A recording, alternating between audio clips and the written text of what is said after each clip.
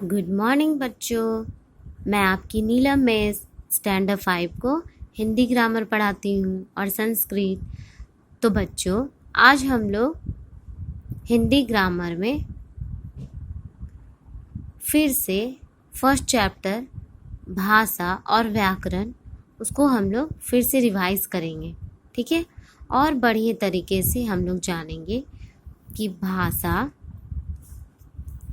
भाषा और व्याकरण किसको कहते हैं, ठीक है बच्चों। तो आइए हम लोग एक बार और बढ़िया से उसको रिवाइज करेंगे चैप्टर 1 को, ठीक है। तो बच्चों, सबसे पहले आप लोग बताइए कि आप लोगों के घर में बहुत से परिवार होंगे, माता पिता भाई बहन, है ना। तो आप लोग अपने मन की बात अपने माता पिता को, भाई बहन को बताते हैं ना, है ना, अपनी मन की बात को। और माता पिता भाई बहन अपनी मन की बात आपको बताते हैं ना। फिर आप पड़ोसियों से भी बात करते होंगे, और आपके परिवार वाले जो दूसरे शहर में रहते हैं उन लोगों से भी आप फ़ोन से, पत्र लिखकर बात करते होंगे और उनके विचारों को सुनते होंगे आप, और आप अपने विचार उनको सुनाते होंगे, है ना, लिखकर या फिर बोलकर, पत्र के द्वारा या फिर फ़ोन के द्वारा, है ना। तो बच्चों, अब तो आप लोग इतना जान गए होंगे कि संसार में जितने लोग हैं वो सभी बातचीत करते हैं और बोलते हैं, है ना। तो यही बातचीत अपने विचारों का आदान प्रदान करना, ठीक है, अपने भाव और विचारों का आदान प्रदान करना भाषा कहलाती है। आइए देखते हैं।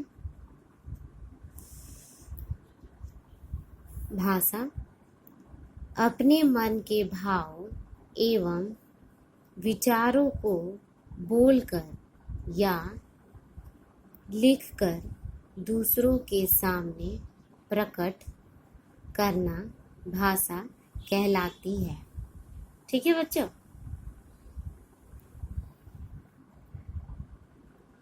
जैसा मैंने अभी आपको बताया कि आप अपने मन की बात अपने परिवार वाले, माता पिता भाई बहन, अपने मित्रों को बताते हैं, है ना। और जो बाहर जो आपके परिवार वाले लोग रहते हैं दूसरे शहर में, तो आप क्या करते हैं, उनको फ़ोन के द्वारा बोलकर, है ना, बोलकर या फिर पत्र के द्वारा लिखकर अपने विचार उन तक पहुंचाते हैं, है ना, पहुंचाते हैं। और आपके जो परिवार जो दूर में रहते हैं वो भी आपको पत्र लिखते होंगे या फ़ोन में बात करते होंगे, तो वो अपने विचार आप तक पहुंचाते हैं बोलकर या लिखकर, ठीक है। तो जो अपने विचारों को बोलकर या लिखकर दूसरों के सामने प्रकट करता है वो क्या कहलाता है, भाषा, ठीक है बच्चों। इतना समझ में आया। आइए यहाँ पे हम लोग देखेंगे, जैसे यहाँ पे एक क्या है, शिक्षिका है, ठीक है, बोलकर पढ़ा रही है बच्चों को, ठीक है। शिक्षिका बोलकर बच्चों को यहाँ पे पढ़ा रही है। तो बोलकर पढ़ाना क्या हुआ, मौखिक भाषा हो गया। बोलकर पढ़ाना क्या हुआ, मौखिक भाषा, ठीक है बच्चों। अब यहाँ पे देखिएगा बच्चों, एक लड़का लिख रहा है, ठीक है। तो लिखना क्या हुआ, लिखित भाषा हुआ ना, लिखना लिखित भाषा। ये बच्चा क्या कर रहा है, लिख रहा है, ठीक है बच्चों। तो बच्चों, आपने देखा कि यहाँ पे भाषा दो तरह से हो रही है ना, एक मौखिक रूप में, ठीक है, और एक बच्चा लिख रहा था वो लिखित रूप में, ठीक है। तो यहाँ पे बातचीत दो तरह से हुई, एक मौखिक रूप भाषा में और एक लिखित भाषा में। यहाँ पे टीचर जो बोलकर पढ़ा रही है वो मौखिक भाषा हो गया, और लड़का जो लिख रहा है वो क्या हो गया, लिखित भाषा हो गया।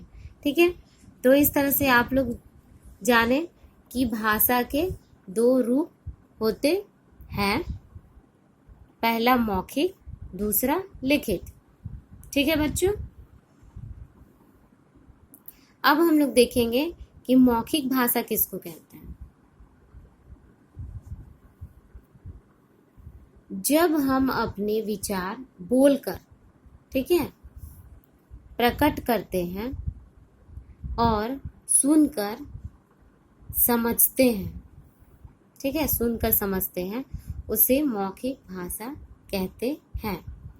जब हम अपने विचार बोलकर, ठीक है, बोलकर प्रकट करते हैं, यानी कि ये टीचर क्या कर रही है, क्या कर रही है, बोलकर पढ़ा रही है, अपने विचार क्या कर रही है, बोलकर प्रकट कर रही है, और बच्चे इसको क्या कर रहे हैं, सुनकर समझते हैं, सुनकर समझ रहे हैं ना, तो ये क्या कहलाया, मौखिक भाषा। ठीक है बच्चों, समझ में आया मौखिक भाषा क्या है।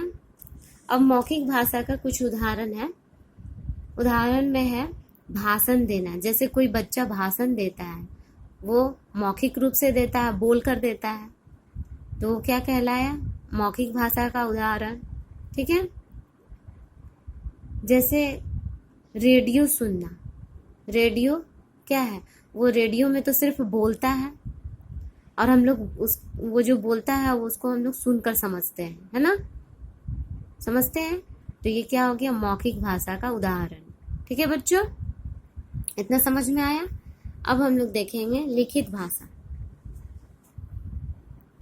लिखित भाषा, जब हम अपने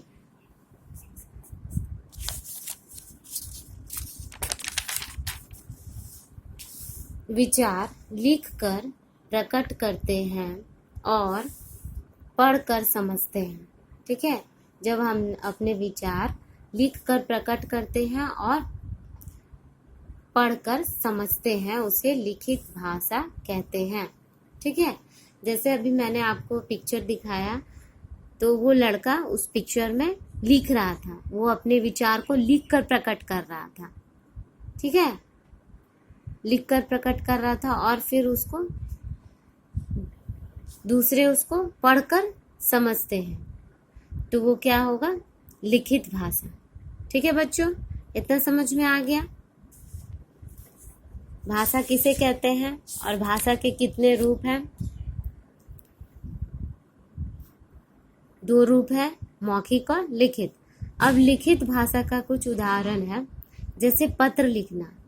ठीक है, जैसे आप अपने मित्रों को भी पत्र लिखते हैं, तो अपने विचार क्या करते हैं, लिख कर मित्र को बताते हैं, और मित्र क्या करते हैं, उसको पढ़कर समझते हैं, तो ये क्या हो गया, लिखित भाषा का उदाहरण। ठीक है, समझ में आ गया बच्चों। और अगर शिक्षिका क्लास में, कक्षा में लिख कर पढ़ाती है, कुछ ब्लैक बोर्ड पे लिखती है, और बच्चे उसको क्या करते हैं, पढ़कर समझते हैं, तो वो क्या कहलाएगा, लिखित भाषा। ठीक है, इतना समझ में आ गया। आप लोग बढ़िया से इसको रिवाइज कीजिएगा। ठीक है, ये आप लोग का होमवर्क है, चैप्टर 1 को रिवाइज कीजिएगा। ठीक है, आगे हम लोग अगले वीडियो में पढ़ेंगे। ठीक है बच्चों, बाय।